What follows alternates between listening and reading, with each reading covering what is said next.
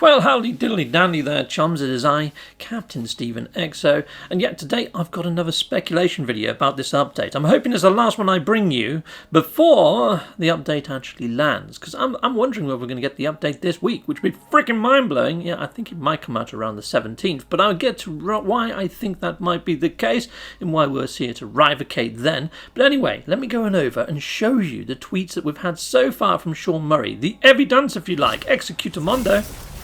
Righto, so way back we had this about abandoned areas of space and also the living ship, which, yeah, both could be tied together. We also had him retweet out these. Notice that there's no sort of thinking emoji on those though, so it could just be he likes them.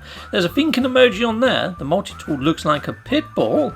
And then we've got this one that came up. Guys, City 17 had problems before the Combine arrived. Well, I found information over there that shows that it might just be another robot pet. Okay, right, so that City 17 thing, I mean, yeah, I had to go digging for that robot type, pet type stuff. But yeah, I mean, the robot pet in Half-Life 2 is actually called Dog.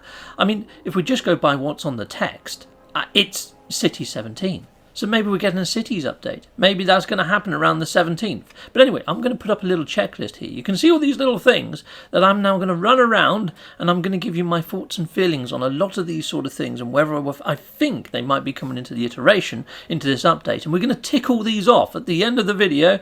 And yeah, there's either going to be a tick, a cross, or a little sentinel head. If there's a sentinel head in there, it won't be in this update, but maybe it might be on the horizon in the future, or it might be in the update. Hello there, Ariadne. So first off, Ariadne in the weekend mission lore has disappeared into the freaking void, haven't you? What do you mean? Don't go looking for me. There's a pet update coming. What the fudge? Okay, well, yeah, maybe we might not go looking for Ariadne. That'd be freaking mental, though. I mean, there's a massive build-up in the weekend missions. I want to be a hero. I want to go and save you, Ariadne. Heck yes, I do. I'm hoping they bring that into the actual iteration.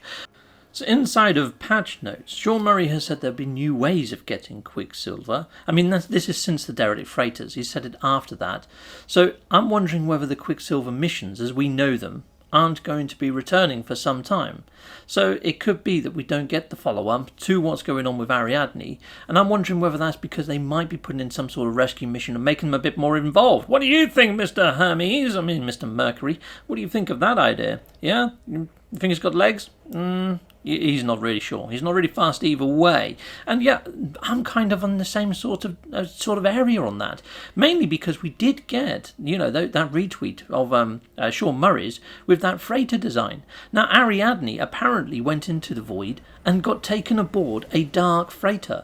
I mean, what if they introduce a new freighter type at some stage? And the reason I'm saying that, there you go, there's the speculation there on the screen right now. The gorgeous fan art over on the right with all those sort of freighter components and parts, which looks nothing like the freighters that we've currently got in the current iteration. Now, maybe they're going to use that as inspiration. I mean, a lot of the other fan art that they've put up recently is actually in-game. I mean, those freighter components are the only thing that aren't. So it does make you wonder, doesn't it? Yeah. And another thing I'm wondering about is Sean Murray, with his interview with IGN, said that, Origins is a new foundation, a new step forwards in the way that they wish to move with the actual game. So it's just a first step. So it could be that we might even get some more variations, some more sort of weather, all sorts of stuff that we got in the Origins update.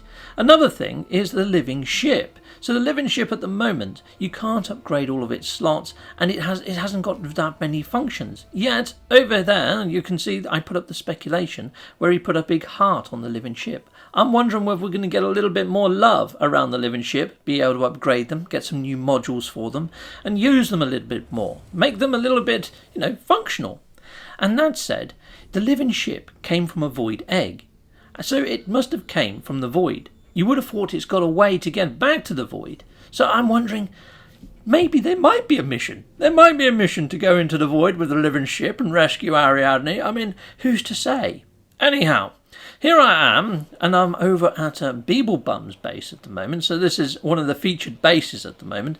But yeah, I've noticed something a little bit odd about my multi-tool. So, you know they've added all the haptic feedback on PlayStation 5? Well, here we go. If I go into the one that's got the Incinerator in, and I fire off a few shots with a few of the different things, I'm getting all different rumbles and all different feedbacks with my joypad at the moment. Now, if the Incinerator wasn't going to be a thing, why the heck would they give it a different haptic feedback? It's actually awesome. It feels awesome to fire this thing. You get like a repetitive rumble. Now, if it was a mistake and they put it into the game, surely they wouldn't have bothered giving it the PlayStation 5 mechanics. Yet they have. It's got haptic feedback for the Incinerator. So I think, based on that, the Incinerator is going to be coming in a close update. If not this one, it's round the corner is what I'm thinking. Mainly because why bother programming for it if they were going to take it out and leave it out? So yeah, that's a little bit of a controversial one. So this one that's a little bit controversial, I don't know whether to put a tick in it or to put a little sentinel head in it.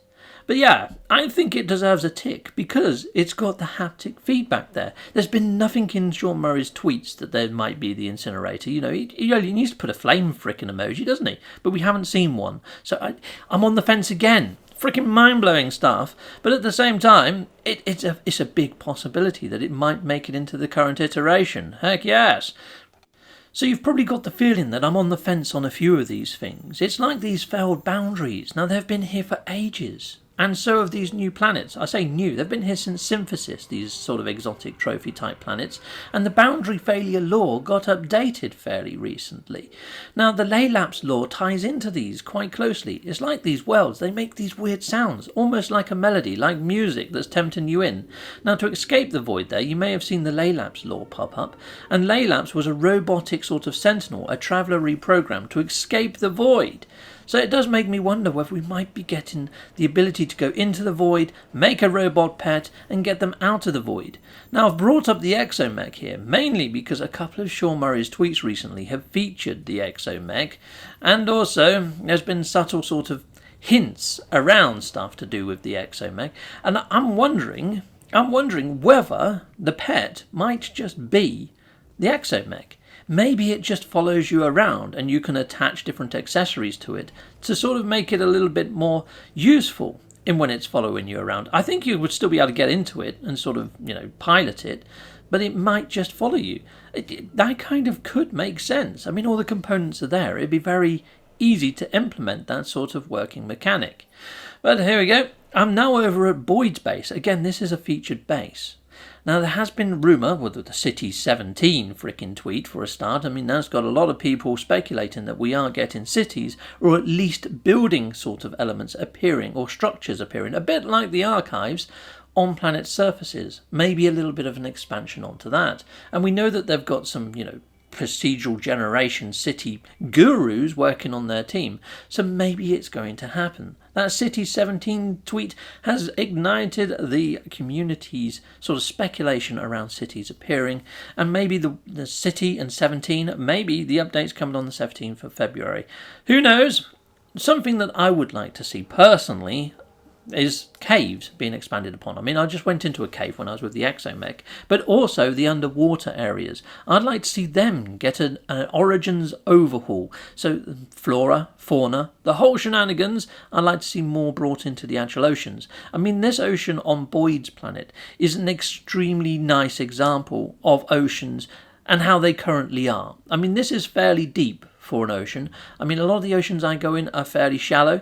I don't know whether other people are experiencing that, but the fish look very much like fish. They look very earthbound fish. It's very rare that I see a very alien-looking fish. And when I do see very big alien-looking fishes, they usually look like the creatures that fly in the sky. So there's not much difference between one sort of biome to another. And I would love to see this a bit more alien. I mean, our oceans are more alien than the oceans in No Man's Sky, and the predatory fish that we've got in real life are more predatory than the fish that we get in the oceans here.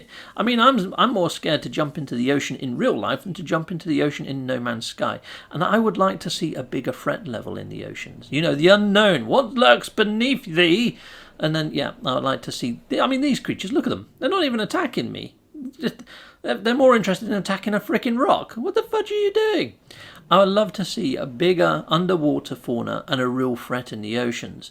Not Subnautica style, but close. You know what I mean? That would be frickin' ace. So I have my checklist. The checklist is going to appear over the right-hand side, and it's based on the tweets that Sean Murray has put out there, my own thoughts and feelings, and what I'm reading in the actual community. So ones with ticks I think are highly likely to appear. The ones with little sentinel heads, perhaps not, but there is a chance.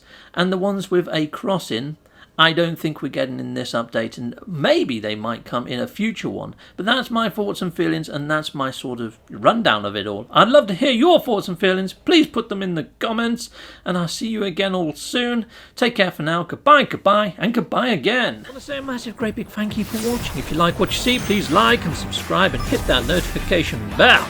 And thank you to my backers over on Patreon and on YouTube membership.